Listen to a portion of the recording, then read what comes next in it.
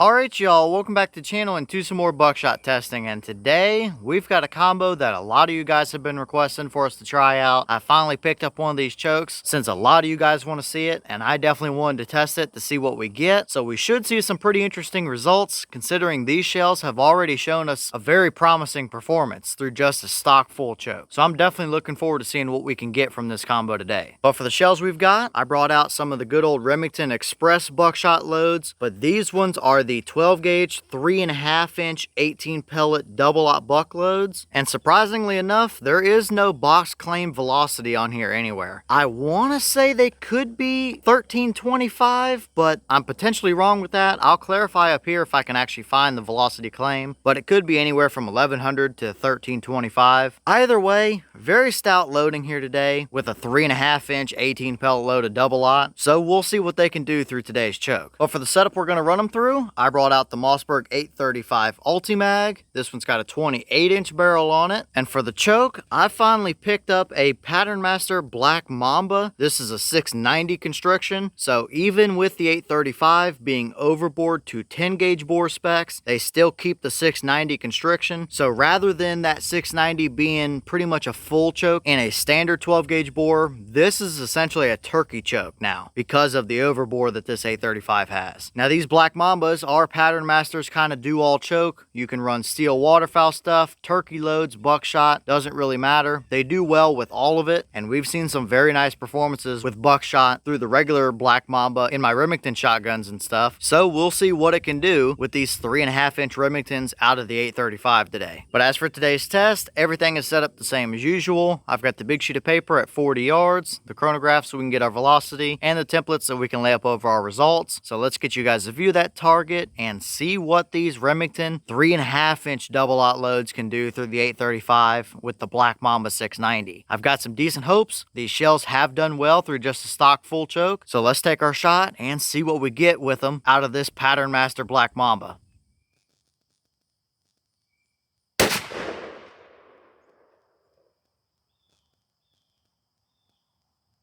Okay, that shell gave us 1180 through the chrono. There was no box claim, but I'll pop it up here on the screen if I can find it so you guys can see how close we actually are. Either way, 1180, just shy of 1200, is perfectly reasonable for these shells. Nothing too far out of the normal, I would say, and they're definitely stout. But how did they actually pattern? Let's go down and check it out.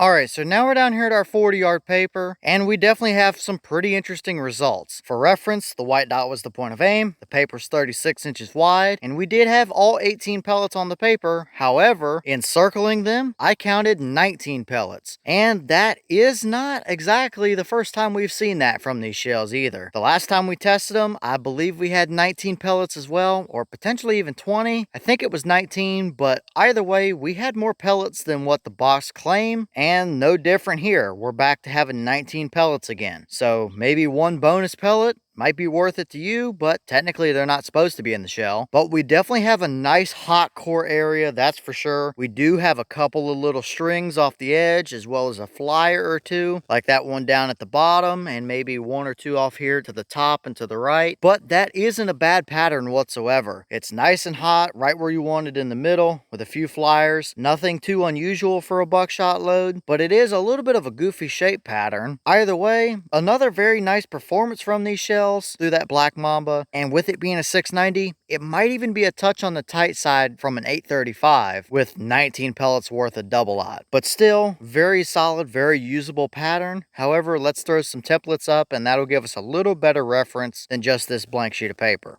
So first up, we have a 10 inch circle, and at 40 yards, we had a definite 10 with two pellets right on the edge. There's one right on the edge down at the bottom and in the top right. So if you want to call it 12, you can. If you want to say 10 for certain, then we absolutely have that within our pattern. So we have over half the pellets within a 10 inch circle at 40 yards. That's a pretty nice looking core area, that's for sure. That's absolutely going to get it done no matter what you need it for out to 40 yards. So for a 10 inch circle, looking very nice. But let's throw some animal templates up and see what it would look like if you took it out hunting. So next up, we have our deer template, and when we line it up with our point of aim, we absolutely covered that deer in pellets. You hit him with pretty much everything in the shell, and I think it's safe to say that he's not going to make it very far, if anywhere at all. So out to 40 yards, that would be a pretty nasty deer hunting combination, that's for sure. Now you do have to keep in mind just a little bit that you do have a few flyers around the edge, so I wouldn't suggest taking a shot where there's two deer standing right next to each other, or you might clip one that's behind him or something with another pellet around the edge. But if they're in the clear, I mean, that's a 40-yard plus capable pattern all day long. You could probably push that to 50 and still get the job done just fine. So that would be a pretty nasty combo for a deer hunt, that's for sure. So looking good here. I will go ahead and switch over to the hog template as well, although it's gonna look pretty well the same, but we've got it, so we might as well take a peek at it.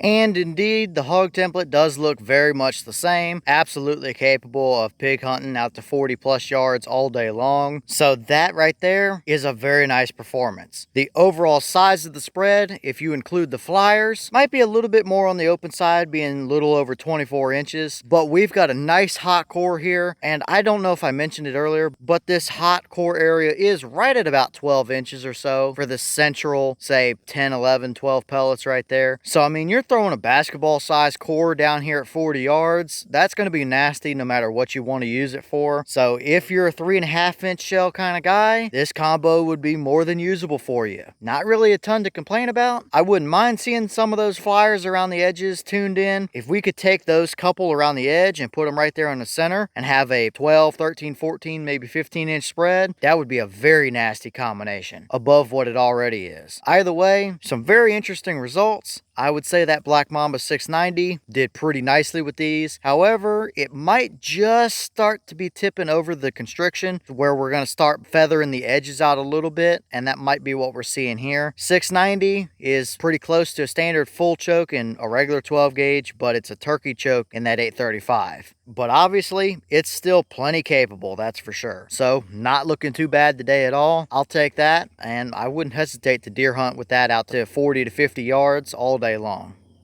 And here's the wad from that shell. A lot of these new Remington shells do have wads in the buckshot loads. So these do have this wad and they are buffered, but they are not plated in any kind of special way. Very standard Remington stuff here. Nothing fancy, nothing stuck down in there, no major damage or anything. So based on what the wad looks like, I don't think we were over constricting them, at least not too bad from that 690. The wad looks perfectly fine, and I would say it handled our shot pretty well. It wouldn't surprise me if we had a couple pellets sitting above the wad, and those could very well be those little stringy flyers around the edges as well. But as for the wad itself, looks perfectly fine. Nothing out of the ordinary or nothing I'm concerned about.